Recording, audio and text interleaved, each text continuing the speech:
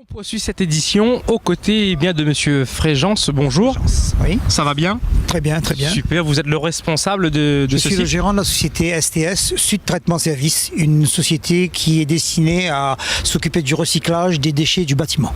Tout à fait. Donc aujourd'hui, on a pu voir la présentation d'un 32 tonnes, on va dire télécommandé, qui est tout de même impressionnant. Alors ça passe. C'est plus, je dirais, c'est la présentation du camion, c'est celle de Monsieur Végel, de la société Vidange Service, donc qui avait besoin du site pour faire une démonstration, je dirais, pratique de l'aspiration des matériaux.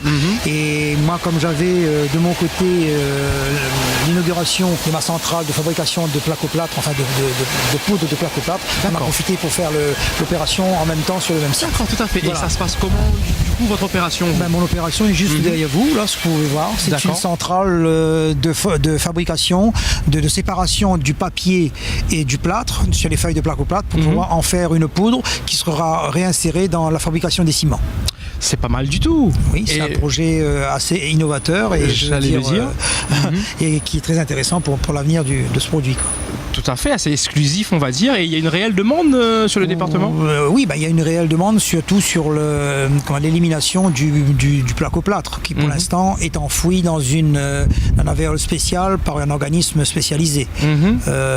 Aujourd'hui, nous on a trouvé une solution donc, pour pouvoir recycler ce plaque au plâtre et au lieu de l'enfouir, de le transformer si je puis dire, en une matière première qui servira à compléter dans la fabrication du ciment. Et il est difficile de le rendre dans cet aspect? Difficile, je dirais peut-être pas, mais assez complexe, surtout par rapport au volume. C'est-à-dire que ce procédé existe déjà en métropole, bien sûr, avec les grands fabricants de plaques au plâtre, mais qui travaillent sur des 50 000 tonnes, voire beaucoup plus, et qui ont des usines pour le faire.